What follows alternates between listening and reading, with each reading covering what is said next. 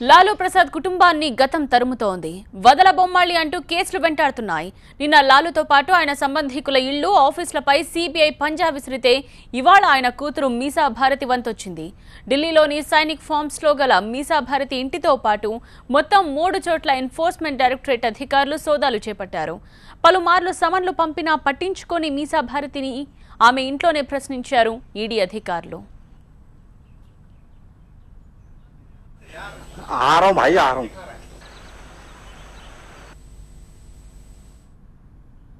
ఢిల్లీలోని సైనిక్ ఫార్మ్స్, బిజ్వాసన్, ఖితోర్ని ప్రాంతాల్లోని మీసా భారతి, ఆమె భర్త శైలేష్ కుమార్ ఇళ్లతో పాటు మిసైల్ ప్రింటర్స్ అండ్ ప్యాకర్స్ కి చెందిన భవనాలపై సోదాలు జరిగాయి. మరో 2 చోట్ల కూడా దాడులు జరిగే అవకాశం ఉన్నట్టు ఎన్ఫోర్స్మెంట్ డైరెక్టరేట్ వర్గాలు చెప్పాయి. మిసైల్ ప్రింటర్స్ అండ్ ప్యాకర్స్ లో మీసా భారతి, ఆమె భర్త డైరెక్టర్లుగా వ్యవహరిస్తున్నారు. ఈ కేసులో గతంలో అరెస్ట్ అయిన జైన్ సోదరులు ఈ సంస్థతో కలిసి భారీ ఎత్తున మనీ లాండరింగ్ కార్యకలాపాలకు పాల్పడ్డారు. ప్రస్తుతం రాజ్యసభ సభ్యురాలిగా ఉన్న మీసా భారతి ఇప్పటికే 1000 కోట్ల రూపాయల బినామీ భూమి వ్యవహారంలో ఆరోపణలు ఎదుర్కొంటున్నారు. ఆమెపై పన్ను ఎగవేత కేసు కూడా ఉంది. మీసా భారతి కుటుంబానికి సన్నిహితుడైన చార్టెడ్ అకౌంటెంట్ రాజేష్ అగర్వాల్ 8000 కోట్ల రూపాయల మనీ లాండరింగ్ కేసులో మే నెలలో అరెస్ట్ అయ్యారు. ఆ తర్వాత మీసా భారతి వ్యవహారం వెలుగులోకి వచ్చింది.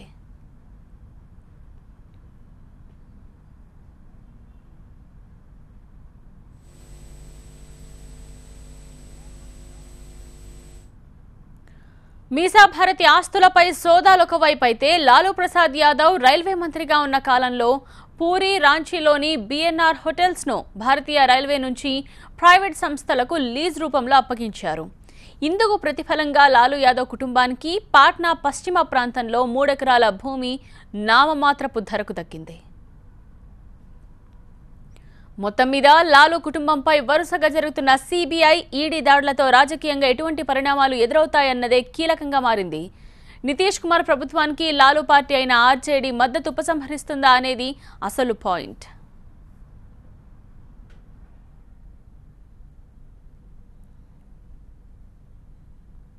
లాలూ ప్రసాద్ కుటుంబాన్ని గతం తరుముతోంది. వదల బొమ్మాళి అంటూ కేసులు వెంటాడుతున్నాయి. నిన్న లాలూతో పాటు ఆయన సంబంధికుల ఇళ్లు, ఆఫీసులపై సీబీఐ పంజా విసిరితే ఇవాళ ఆయన కూతురు మీసా భారతి వంతొచ్చింది. ఢిల్లీలోని సైనిక్ ఫార్మ్స్ లో గల మీసా భారతి ఇంటితో పాటు మొత్తం 3 చోట్ల ఎన్ఫోర్స్మెంట్ డైరెక్టరేట్ అధికారులు సోదాలు చేపట్టారు.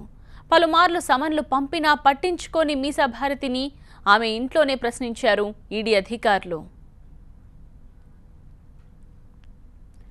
ఢిల్లీలోని సైనిక్ ఫార్మ్స్, బిజ్వాసన్, ఖితోర్ని ప్రాంతాల్లోని మీసా భారతి, అలాగే ఆమె భర్త శైలేష్ కుమార్ ఇళ్లతో పాటు మిసైల్ ప్రింటర్స్ అండ్ ప్యాకర్స్ కి చెందిన భవనాలపై సోదాలు జరిగాయి. మరో 2 చోట్ల కూడా దాడులు జరిగే అవకాశం ఉన్నట్టు ఎన్ఫోర్స్మెంట్ డైరెక్టరేట్ వర్గాలు చెప్పాయి. మిసైల్ ప్రింటర్స్ అండ్ ప్యాకర్స్ తో మీసా భారతి, ఆమె భర్త డైరెక్టర్లుగా వ్యవహరిస్తున్నారు. ఈ కేసులో గతంలో అరెస్ట్ అయిన జైన్ సోదరులు ఈ సంస్థతో కలిసి భారీ ఎత్తున మనీ లాండరింగ్ కార్యకలాపాలకు పాల్పడ్డారు. ప్రస్తుతం రాజ్యసభ సభ్యురాలుగా ఉన్న మీసా భారతి ఇప్పటికే 1000 కోట్ల రూపాయల బినామీ భూమి వ్యవహారంలో ఆరోపణలు ఎదుర్కొంటున్నారు. ఆమెపై పన్ను ఎగవేత కేసు కూడా ఉంది. మీసా భారతి కుటుంబానికి సన్నిహితుడైన చార్టెడ్ అకౌంటెంట్ రాజేష్ అగర్వాల్ 8000 కోట్ల రూపాయల మనీ లాండరింగ్ కేసులో మే నెలలో అరెస్ట్ అయ్యారు. ఇక ఆ తర్వాత మీసా భారతి వ్యవహారం వెలుగులోకి వచ్చింది. మీసా భారతి ఆస్తులపై సోదాలు ఒకవైపు అయితే, లాలూ ప్రసాద్ యాదవ్ రైల్వే మంత్రిగా ఉన్న కాలంలో పూరి, రాంచీలోని బిఎన్ఆర్ హోటల్స్ ను భారతీయ రైల్వే నుంచి ప్రైవేట్ సంస్థలకు లీజ్ రూపంలో అప్పగించారు. అయితే ఇందుకు ప్రతిఫలంగా లాలూ యాదవ్ కుటుంబానికి పాట్నా పశ్చిమ ప్రాంతంలో 3 ఎకరాల భూమి నామమాత్రపు ధరకు దక్కింది.